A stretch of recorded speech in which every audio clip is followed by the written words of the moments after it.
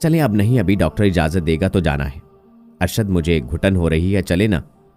अच्छा बाबा चलते हैं।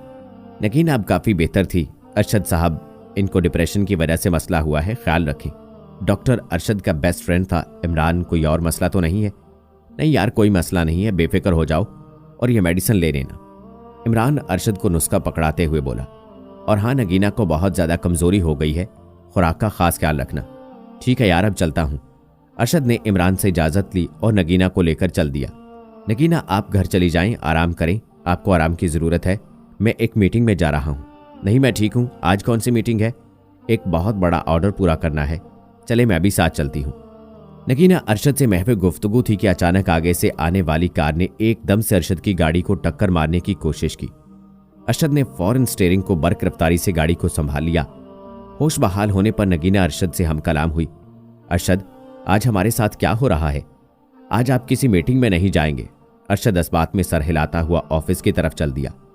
अरशद के घर वालों ने तारीख के हवाले से घर मद्दू किया और शादी की तारीख पक्की कर ली गई। अरशद अब नगीना से पहले की तरह बात न करता था। नगीना ये बात महसूस की और शिकवा किया। नगीना, अब आप और मैं एक होने जा रहे हैं, अब ज्यादा बात ना ही करें तो बेहतर है। नगीना ने बात को समझा और घर में तैयारियां शुरू हो चुकी थीं। साहब जी, ये मेरी बेटी है महविश। आपको उस दिन बताया था ना इसके बारे में? हाँ हाँ ठीक है, क्या करती हो महविश? अरशद उसका बगौर जायजा ले रहा था। औरत में एक खासियत यह भी है कि मर्द की नज़र को बहुत जल्दी पहचान जाती है। क्या करना चाहती हो जिंदगी में? महविश ने भी अरशद की निगाहों को नोट किया और अपना दुपट्टा संभालते हुए बोली, साहब मैं आगे बढ़ना चाहती हूँ। Okay good. और ये लिबास कैसा पहना हुआ है? अरशद महविश के कपड़े देखते हुए महविश को मुतवज्जे करना चाहा। महविश ने एक बार फिर अरशद की तरफ ना देखा था।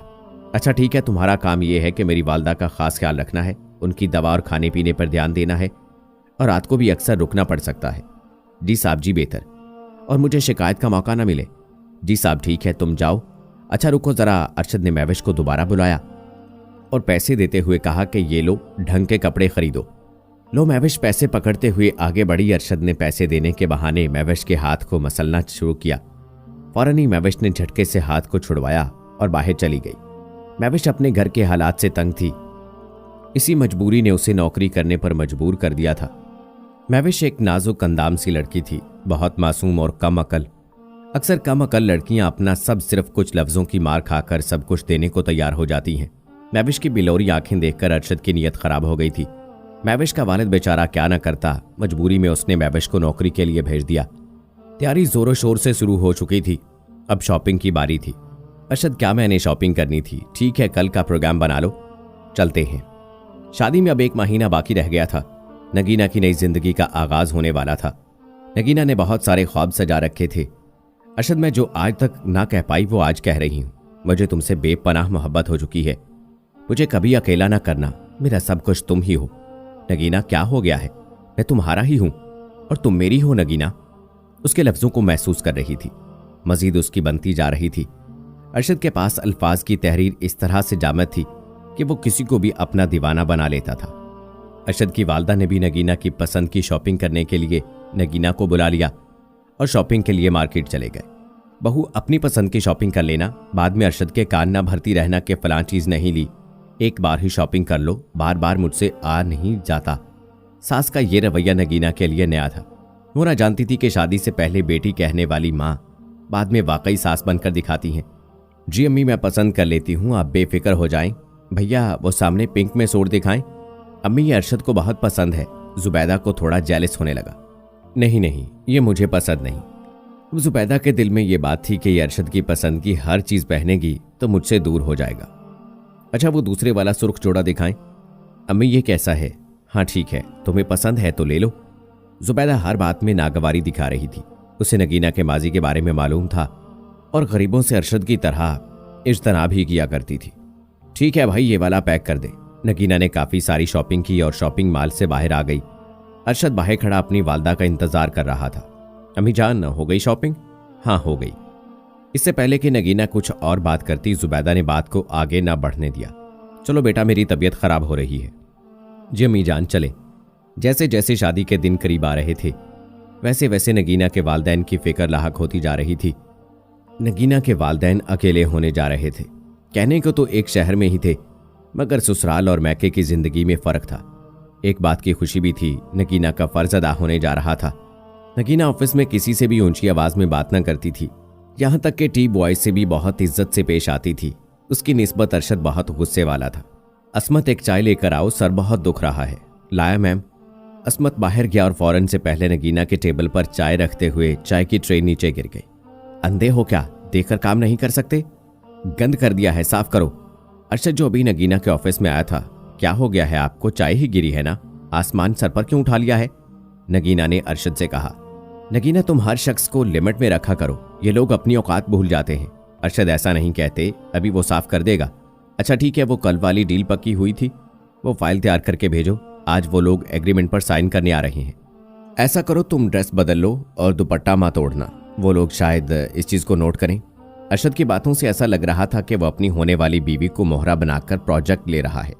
मगर अरशद मैं आज तक ऑफिस में बगैर नकाब के नहीं आई और आप बगैर दुपट्टे के मुझे उनमें बिठाएंगे? नगीना जान, आपको पता है ऐसा प्रोजेक्ट कभी कभी हाथ लगता है और मैं उसे गंवाना नहीं चाहता। इस प्यार के अंदाज में अरशद का बोलना नगीना को अच्छा लगा और वह उस बात में सर हिलाते हुए अपनी कुर्सी से उठी और कपड़े बदलने की तैयारी करने लगी। वेलकम सर, आएं। अरशद पुरजोश अंदाज में आने वाले मेहमानों का इस्तकबाल करने लगा और अपने ऑफिस में ले आया। नगीना की तरफ इशारा करते हुए उसका तारफ करवाने लगा।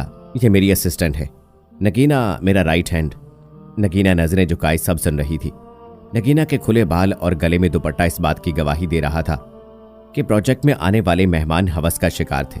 जिस अंदाज में मेहमान नगीना को देख रहे थे, जैसे शिकारी कुत्ते अपना शिकार देखते हैं और मौका मिलने पर झपट लेते हैं।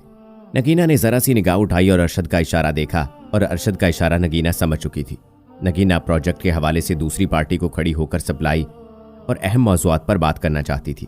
दूसरी पार्टी में एक उधेड़ उम्र शख्स, रंग सांवला, पस्ता कद, पैंट शर्ट टाई लगाए हुए था, जबकि दूसरा लड़का एक नौजवान था, शायद उसका असिस्टेंट था। अरशद नगीना को आगे इसलिए लाना चाहता था कि इस उम्र के लोग नौजवान लड़कियों की बात मानते हैं और इससे बासानी एग्रीमेंट पर साइन करवाए जा सकते हैं। तो सर, हमारा काम यहाँ तक है कि आपको माल की पैकिंग करवाकर आपको डिलीवर कर दिया जाएगा और बाकी ज़रूरी बातें जो अरशद ने नगीना को बताई थी, वो सब बातें नगीना ने बशीर साहब और उनके असिस्टेंट को बता दी। बशीर उसकी बात पर तवज्जो कम और उसके जिस्म पर नज़र ज़्यादा रखे हुए था। ठीक है, हमें एग्रीमेंट दे, मैं दस्तखत कर देता हूँ। इस बात पर अरशद मुस्कुराया और नगीना से को एग्रीमेंट पकड़ाते हुए मुस्कुराया। नगीना टेबल पर खड़ी पेन हाथ में थमाते हुए, सर ये ले, इधर साइन कर दें। शैतानी मुस्कुराहट के साथ इस पस्ता कद के आदमी ने साइन करने के लिए पेन पकड़ा। नगीना की हाथ को छूने की कोशिश करने लगा। नगीना झट से थोड़ा साइड पे हो गई। अरशद ना कोई बात भी ना नोट की, क्योंकि उसे प्रोजेक्ट मिलने की खुशी थी। अरशद असिस्टेंट से महवे गुफ्तगू हो गया। आज मैं बहुत खुश हूं कि नया काम मिल गया है। अरशद, आपने उसकी निगाहें देखी, किस कदर खतरनाक नजर आ रही थी। नगीना, ये छोटी मोटी बातों को नजरअंदाज करोगी तो आगे बढ़ सकोगी।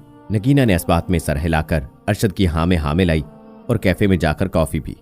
अच्छा, कल जरा मैं शहर से बाहर जा रहा हूं, पीछे ख्याल रखना। ठीक है अरशद, मैं देख लूंगी। अच्छा, तुम्हें कुछ चाहिए तो बता दो, मैं लेकर आऊंगा।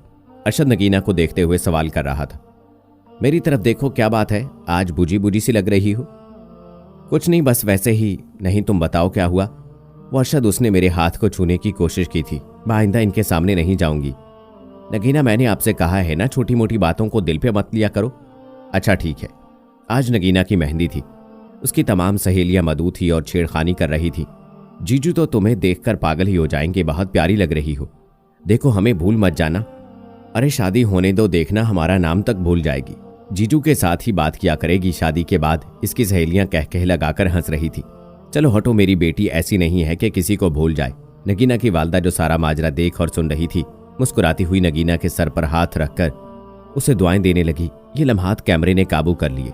नगीना की वालदा की इससे पहले के आंसू आते, वो आंसू छुपाकर अंदर कमरे में जाकर फूट फूट कर रोने लगी। बेगम, क्या हुआ? खुशी का लम्हा है और तुम रो रही हो? हमारी बेटी महल में जा रही है, उसे दुआएं दो और चलो। चुप रहो। नगीना के वालिद ने नगीना की वालदा को गले लगाते हुए सहारा दिया और चुप करवाते हुए तसल्ली दी। नगीना सुर्ख जोड़े में मलबूस नजरों को झुकाए अब डोली का इंतजार कर रही थी। नगीना पे आज ऐसा निखार आया हुआ था कि इससे पहले नगीना पे इतना निखार ना आया। शायद ये मोहब्बत का निखार था जो सिर्फ नगीना ही समझ सकती थी। नगीना का दिल एक लम्हा बहुत ज्यादा खुश और अगले ही लम्हे घर वालों से जुदाई का भी गम था कि मोबाइल पे बेल बजने लगी नगीना का ध्यान फौरन मोबाइल पर गया और मुस्कुराते हुए स्क्रीन को देखा जिस पर अरशद का नाम था। हेलो मेरी जान, क्या कर रही हो? अरशद की आवाज सुनकर नगीना ने जवाब में कहा कि आपके आने का इंतजार। सच में? हाँ ना, सच में। नगीना को दूसरी जानिब से अरशद के इर्द गिर्द से शोर सुनाई देने लगा। अरशद क्या हुआ, किस बात का शोर है? Hello hello. अरशद तुम मुझे सुन पा रहे हो? अरशद बोलो ना, क्या हुआ? अरशद की जानिब से कोई जवाब मौसूल ना हो रहा था, अलबत्ता शोर की साफ आवाज आ रही थी, मगर शोर में आवाज को समझने भी कासिर थी कि अचानक से कॉल ड्रॉप हो गई। नगीना ने कई बार कॉल करने की नाकाम कोशिश की, अब नंबर बन जा रहा था। नगीना को समझ नहीं आ रहा था कि क्या करे।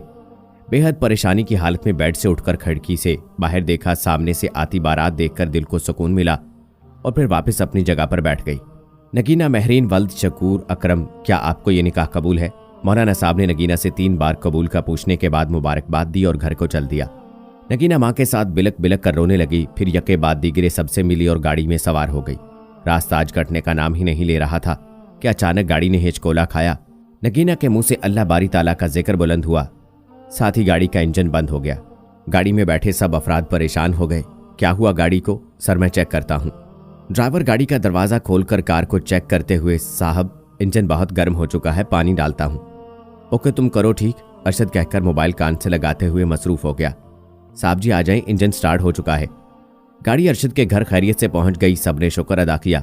नगीना ने पहला कदम गाड़ी से नीचे उतारा, जरा सी निगाहें उठाकर देखी, लाइटों से सारा माहौल जगमग कर रहा था।